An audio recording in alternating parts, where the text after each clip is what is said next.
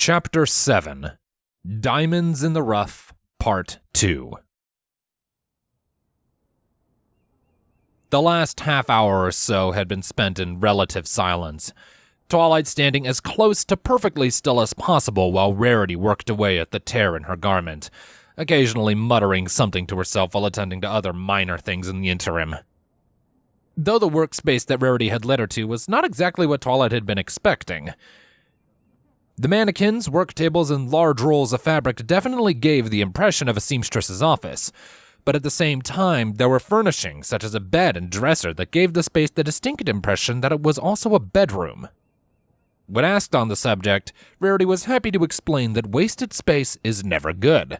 Why spend the money to upkeep both a home and a business when you could put both in the same building?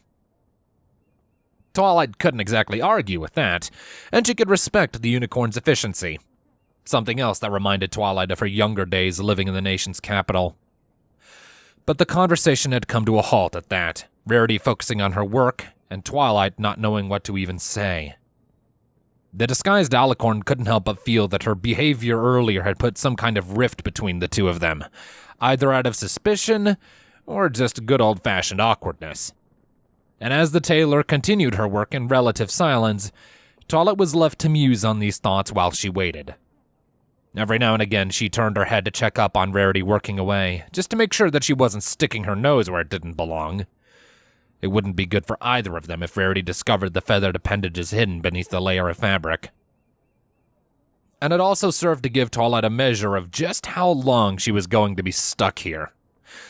And it was looking like it was going to be another half hour, maybe more, just as Rarity had said before she started. She stifled a groan, not wishing to show the obvious boredom that was brought on by the current series of events, or lack thereof. Twilight had asked for this. There was no backing out now. But that didn't stop the session from being horribly tedious. Thus, Twilight did what most did in such situations, and allowed her eyes to wander, without aim, in search of something to occupy her mind. Surely there was something in this room that could spark her interest, she assumed. Or maybe even act as a source to start up another conversation, anything to pass the time quicker.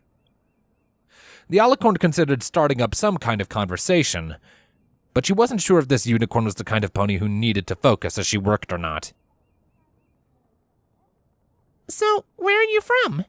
Twilight suddenly asked, without thinking, her eyes still scanning what they could of the room. Why did I ask that?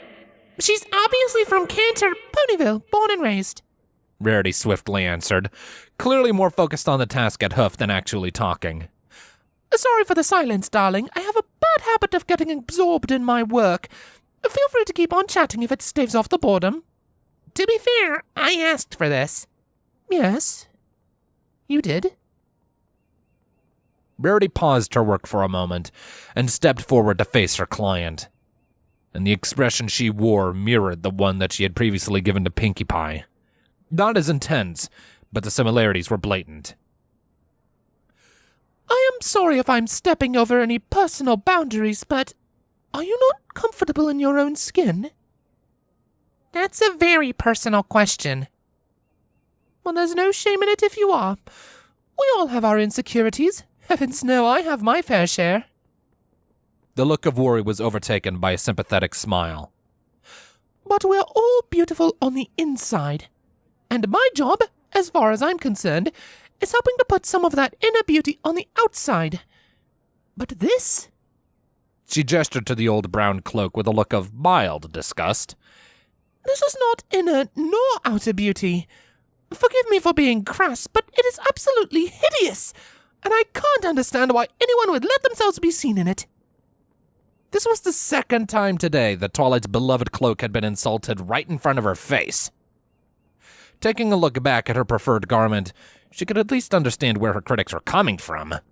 The sheet of fabric wasn't exactly much to look at, but that was never the purpose it was meant to have. It was meant to be subtle, to help her blend in with the crowd, and it had done its job fantastically. Pinkie and Rarity had been the first two ponies in years to bring it up in conversation, and both of them only spoke of it because it had been the topic of conversation in the first place. Look, It's alright if you're nervous about it, and no one is saying that it has to be today. Rarity returned to her makeshift workstation at Twilight's flank and resumed her work. But if you ever want some advice for coming out of the shell you're in, my door's always open. And I won't push the issue any more out of respect for your dignity.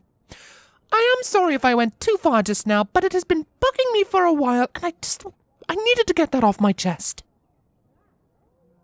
Twilight didn't reply. Or rather, Twilight couldn't respond, would be a more accurate statement.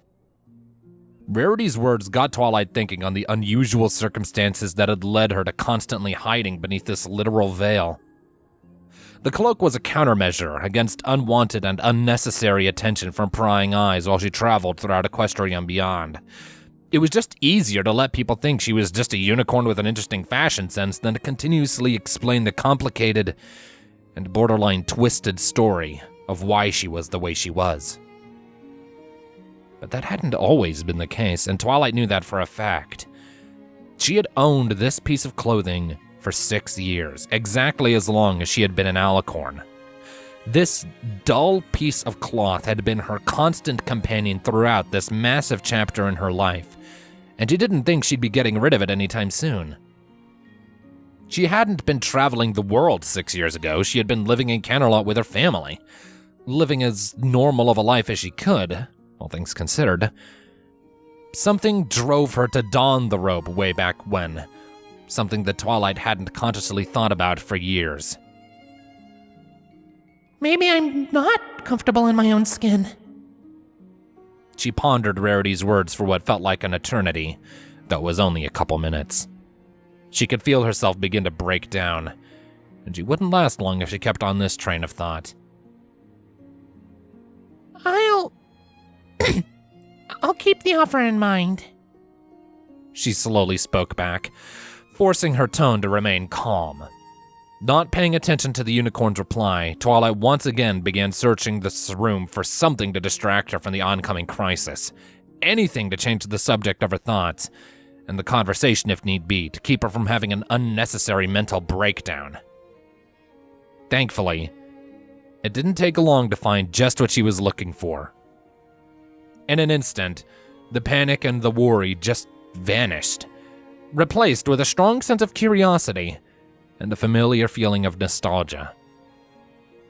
The source of this change in attitude was a framed photograph, sitting all by its lonesome on a shelf in the distance. But even from this far away, Twilight could clearly recognize the subject contained within. How she hadn't seen it until now was baffling. It was practically right in front of her, just begging to be noticed. And Twilight wasn't one to ignore the request of something begging to be noticed, at least not usually. So she magically reached out and drew it closer for a better look. Once again, Rarity stopped working, taking notice of the magical hum that was associated with unicorn magic and realizing that it was not her own. Oh, I see you've taken notice of that particular memory. Rarity almost sang with glee, seemingly happy that the photograph had been seen. Quite spectacular, if I may say so myself. Considering what Twilight was now looking at, spectacular was an understatement. 2 ponies sat within the captured moment in time, both looking directly towards the camera with grand smiles. The first of the 2 was Rarity, dressed to the nines in an absolutely beautiful faded blue dress, one worthy of royalty by Twilight's evaluation. Though while her attire was rather high class, her expression wasn't exactly matching. Someone could have told Twilight that this was actually a photo of Pinkie Pie in a very convincing Rarity costume with how big her grin was, and she would be inclined to believe them. And considering who she was standing next to, it was understandable why she looked so ecstatic. Twilight knew exactly who it was. The soft and well-kept pink coat, the thrice-colored mane made up of violet, magenta, and a creamy yellow, the golden regalia decorating her body, and the fact that she was without question an alicorn. There was only one pony in the world who matched that description. A pony that Twilight hadn't seen in a very, very long time. Princess Miamore Cadenza. You've met the princess? Twilight tried to casually ask, not taking her eyes off of the royal pony in the portrait. The consistent reminders of Canterlot were one thing, but this was an illegal all its own, and she had to catch herself before she alluded to knowing her on a personal level. Though she couldn't help but smile at the sight of the familiar face, fighting back a joyful tear all the while. How did that happen? It seemed that Rarity had been waiting for Twilight to ask that very question, evident by her puffing out her chest a bit as she cleared her throat. Well, it's a very long and complicated story, but if I must, it all started... She won a sweepstake from some fashion magazine. Pinkie Pie cheerfully answered in her stead, startling the two other ponies half to death with her sudden presence. And after getting over the shock, Twilight's mind once again began to do the thing it was best at. Thinking. Specifically thinking on the past, and how she recalled Cadence speaking of something like that a few years ago. Something about wanting to seem more approachable to the general public. Pinkie Pie! Rarity barked at the pink mare. I thought I told you not to ruin that story. Sorry, I forgot. Pinkie replied without a fault in her smile, her off day seemingly behind her now. Oh, and you're also out of ice cream. Rarity's anger was overtaken by confusion. It took you half an hour to eat half a pint of ice cream? Actually, it took about 5. But then I felt bad about eating all of your ice cream, so I went and bought you some more. That was very nice of you, Pinkie, but you didn't have to. And then I ate that too. So I went and bought you more again. Pinkie's tone was just as chipper and upbeat as Twilight was used to seeing. Clearly, the comfort food method Rarity used had worked like a charm. A hoof was placed against Rarity's forehead as she sighed. You didn't have to do that, darling. I'll pay you back by the end of the week. Her disappointed outlook was directed back to Twilight. And she isn't wrong. I only ever met Princess Cadenza through an event in Manhattan hosted by Pristine Perspective magazine. But at least you got to meet her at all. Pinkie Pie tried to cheer up. You even got to talk to her. How many ponies in Ponyville can say that? Oh, if only you knew. Twilight silently taunted to herself with an internal laugh. Princess Cadence was practically extended family, in more ways than one, and Twilight knew her better than anyone in this town ever could. Enough to know that she preferred Cadence over Cadenza, but she wasn't about to correct them on that. While the idea crossed her mind for the briefest of seconds, Twilight was smart enough not to brag about having a personal relationship with one of the most famous ponies in the world. Yet for a moment, she thought she wouldn't even have to, as Pinkie suddenly gasped with shock. Wait a minute, Twilight! You're from Canterlot! You've probably seen the princess in person more than any of us! Rarity looked at Twilight as if she knew she was an alicorn. You're from Canterlot? Her voice came extremely close to cracking with that question. Well, why didn't you say so? You never asked. The other two ponies answered in perfect synchronization.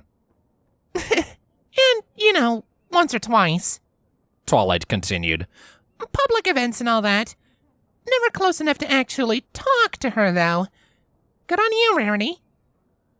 That statement wasn't technically a lie, as Twilight had never been within speaking distance of her old friend during said public events. But of course, she didn't need to clarify that to these two. Well, today's certainly been a cavalcade of emotions. Rarity magically seized a small fan and began to casually cool herself down. A pony from Canterlot in my shop. How exciting! And with that, Twilight couldn't help but roll her eyes. Whenever the topic of her hometown came up, 9 times out of 10, there was always someone who suddenly thought more of her because of where she grew up. Sure, she was raised in a national and cultural powerhouse of a city, but that didn't make her better than anyone else. And you hired me for a job that I am currently not doing! The White Unicorn gasped loudly, dropping the fan and quickly running around to Twilight's backside and returning to her appointed task. Do forgive me, I did say distractions might happen after all. It's fine, just calm down. Twilight huffed back, hiding her irritation at the sudden change in treatment. And take it easy back there. If you stab me, I'm not responsible for kicking you. Sorry. The flustered Rarity apologized through a deep breath.